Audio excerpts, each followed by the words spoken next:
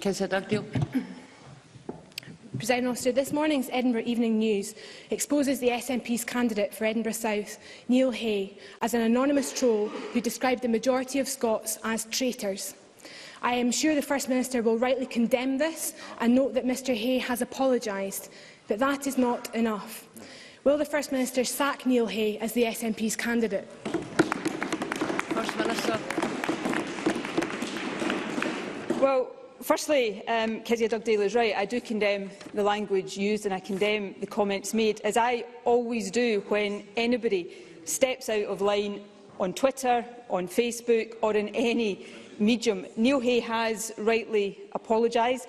I think, given that we face an election 2 weeks today, it's now up to the voters to decide. But I wonder if Kezia Dugdale would agree with me that it is important that all of us condemn intemperate statements on Twitter, regardless of where they come from.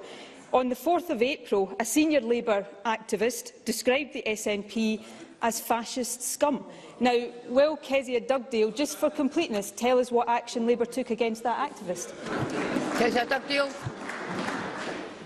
If the First Minister had told me who that was, I'd be delighted to respond to that. No, hang on a second.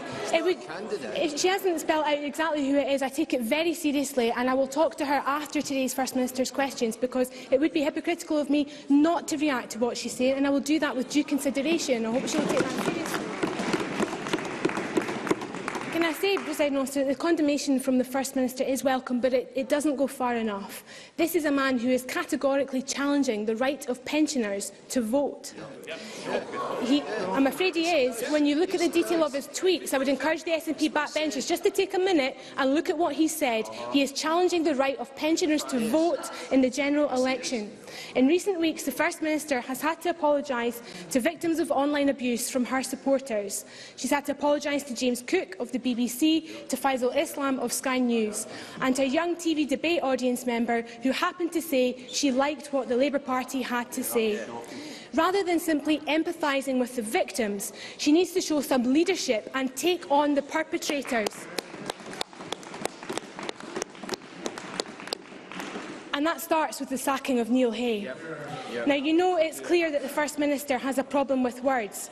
Her candidate in Edinburgh calls more than half the population in Scotland traitors. And the last time we did First Minister's questions, Nicola Sturgeon couldn't even bring herself to utter the words full fiscal autonomy. Now, I know the First Minister doesn't agree with the assessment of the IFS, and earlier this week described it as academic. So can she confirm when the SNP will publish their own costings of full fiscal autonomy for Scotland? First Minister. Bear with me while I try to work my way through this diatribe of utter nonsense from the Labour Party. You know, I find myself wondering, 2 weeks out from polling day, if we're ever going to get to a stage in this campaign where Labour tries to give the Scottish public a single positive reason for voting Labour. Is it ever going to move on from SNP bad? Perhaps Labour should reflect on the fact that it's that kind of conduct and behaviour that is leaving them languishing in the opinion polls right now. Now, I think, as Kezia Dugdale quite well outlined in the first part of her rather complex question there, that I do lead by example when it comes to calling out behaviour that I consider to be unacceptable.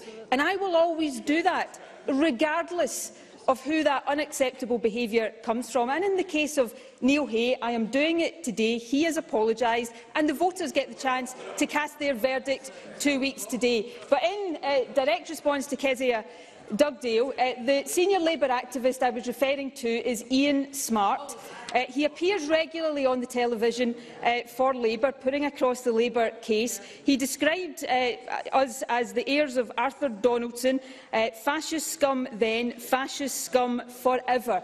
That was on the 4th of April. It's not the first time he's used remarks like that. And again, I would invite Kezia Dugdale, before she comes to me lecturing me on what she expects me to do about SNP members, can I just politely suggest to her that she puts her own house in order first?